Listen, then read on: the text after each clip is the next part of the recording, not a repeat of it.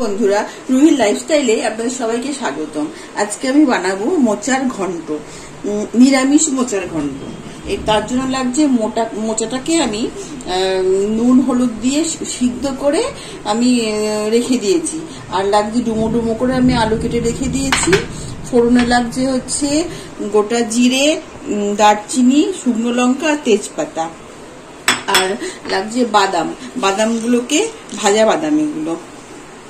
এখানে আদা বাটা আর জিরে বাটা আর ঘি। আর আমি এটা বানাবো হচ্ছে সর্ষের তেল দিয়ে। আর গুঁড়ো মশলার মধ্যে লাগছে হচ্ছে লবণ, হলুদ, শুকনো লঙ্কার গুঁড়ো আর হচ্ছে ধনে গুঁড়ো। চলুন রান্নাটা গিয়ে এবার শুরু করি। রান্নাটা শুরু করার আগে এই যে নুন হলুদ দিয়ে সিদ্ধ করা মোচাটাকে আমি একটু হাত দিয়ে, আমার হাত পরিষ্কার করে ধোয়া আছে, আমি একটু মেখে নেব, যাতে এই মোচাগুলো একদম পুরো নরম হয়ে মিশে থাকে, তরকারির সঙ্গে মিশে যায়। সেজন্য আমি ভালো করে একটু চটকে নেব, তারপরে গিয়ে আমি উনুনে গিয়ে রান্না করব। আমার চটকানো হয়ে গেছে, এবার গিয়ে আমি রান্না শুরু করব। আমি এবার গ্যাস ওভেনটা জ্বালবো। কড়াই তো বসানোই আছে, কড়াইটা একটু গরম হোক। আমি এবার সর্ষের তেল দিয়ে দেবো। আমি সর্ষের তেল 6 চামচ মতো দেবো। তার কারণ হচ্ছে আমি আলুগুলোকে ভেজে তুলে নেবো, সেই জন্য আমি 6 চামচ সর্ষের তেল দিলাম। এবার তেলটা একটু গরম হোক।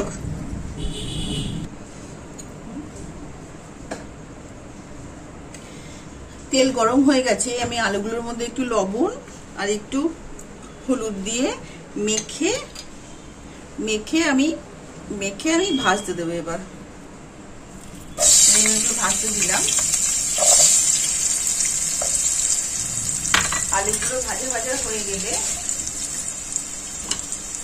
আলুগুলো একটু ভাজুক, আমি গ্যাসটা একটু জোরে দিলাম। আলুগুলো একটু ভাজা হোক।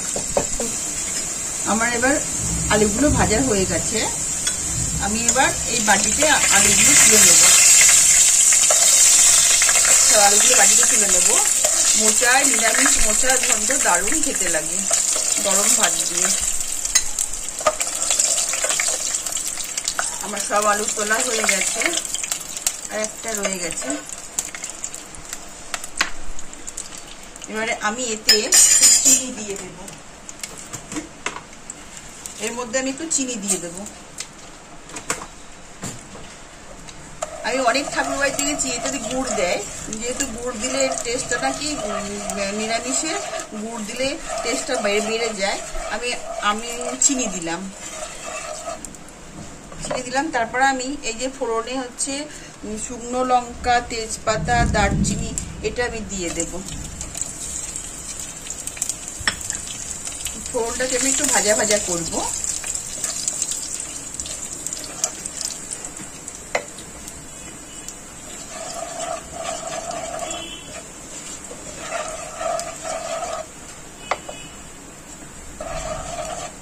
ফোড়নটা একটু ভাজা হয়ে গেলে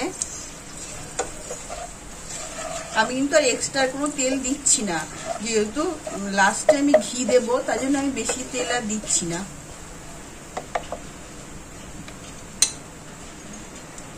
আমার ফোড়নটা ভাজা হয়ে গেছে। আমি আদা বাটা আর হচ্ছে এখানে আদা বাটা, জিরে বাটা আছে, গোটা জিরে বাটা আর আদা বাটা আছে। আমি এই জিরে বাটা আর আদা বাটা দিয়ে দেবো।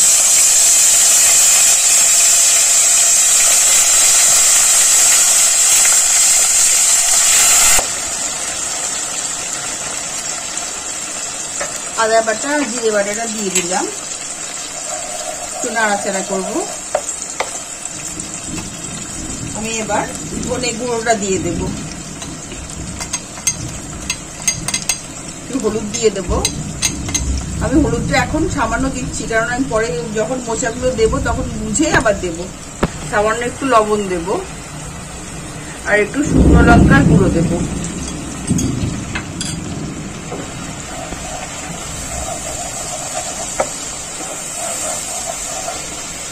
আমি মশলাটাকে একটু কষাবো।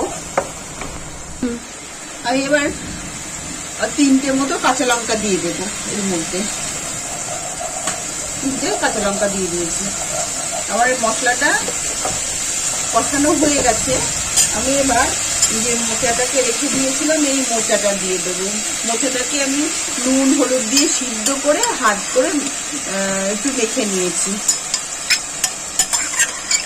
এই মোচাটা দিয়ে দেবো এবার।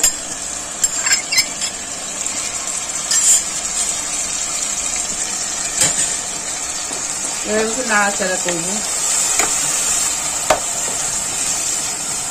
ভালো করে। মশলার সাথে আমি মোচাটাকে মেশাবো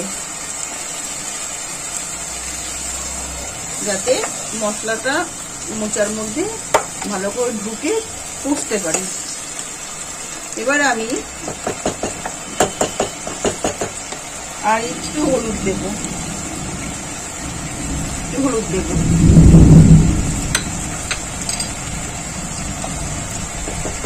আমি এখন 10 মিনিট মতো ঢাকা দেব। ঢাকা দিয়ে আমি 10 মিনিট পর খুলবো। আমি এবার ঢাকনা 10 মিনিট হয়ে গেছে, আমি ঢাকনাটা খুলবো। দেখুন যে একটা জল ছিল সেটা মরে গেছে আর মোচার সঙ্গে এটা মশলাটা কষে গেছে। দেখুন মশলাটা মোচার সঙ্গে কষে গেছে।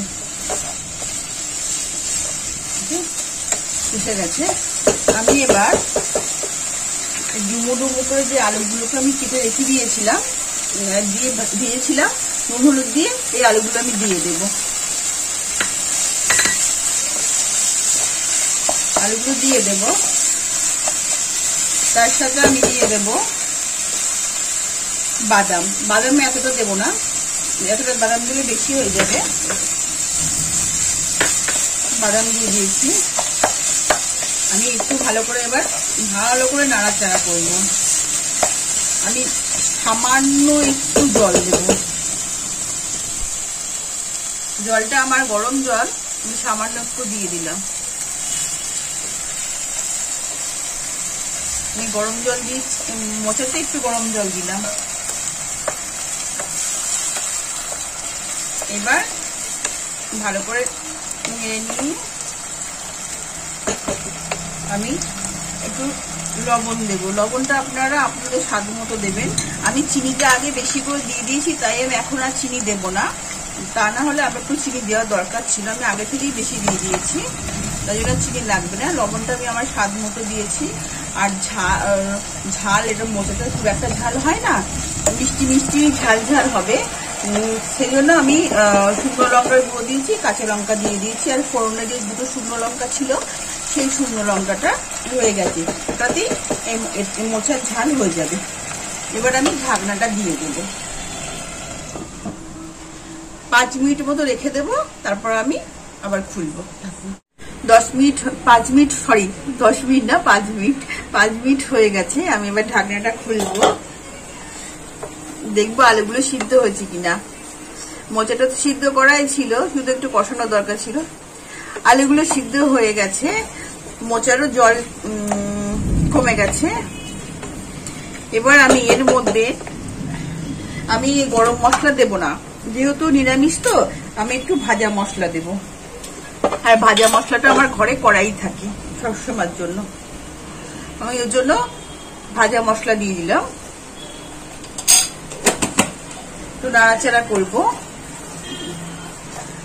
সামান্য একটু জল আছে, এটাকে একটু মোচাতে জল মোচা হলে খেতে ভালো লাগে না, এইটুকু আমাকে জলটাকে আমাকে শুকিয়ে নিতে হবে। তাই জন্য আমি ভাজা মশলাটা দিলাম। দিয়ে আমি এবার ভালো করে একটু নাড়াচাড়া করে দেবো, যাতে মশলাটা সব মোচাগুলোর মধ্যে এসে যায় আর জলটাও একটু কমে যায়। দেখুন মেঘ ডাকছে, এখানে খুব আজ 2-3 দিন ধরে বৃষ্টি হচ্ছে।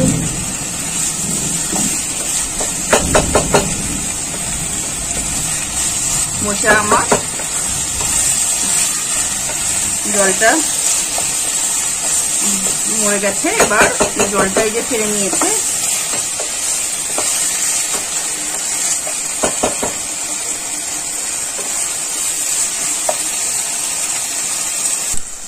মোচার জলটা শুকিয়ে গেছে। এবার আমি একটু ঘি দিয়ে দেব, যেহেতু নিরামিষ তো মোচা সবসময় একটু ঘি দিলে টেস্টটা এসে যায়, খুব দারুণ টেস্ট এসে যায়। ঘি দিয়ে একটু নাড়াচাড়া করব, দিয়ে আমি ওভেনটা বন্ধ করে দিয়ে আমি 30 সেকেন্ড মতো ঢাকা দিয়ে রেখে দেব। 30 সেকেন্ড হয়ে গেছে, আমি এবার ঢাকনাটা খুললাম, খুলে একবার নাড়াচাড়া করে আমি কি বলে এবার আমি একটা প্লেটের মধ্যে ঢেলে দেব। চলুন আমি প্লেটের মধ্যে ঢেলে দিই। আমি এবার প্লেটটার মধ্যে মোচাটা ঢেলে দেবো পুরো। দেখুন দারুণ হয়েছে, দেখুন যা গন্ধ ছেড়ে গেছে না, কি বলবো, নিজে রান্না করে নিজেই বলছি।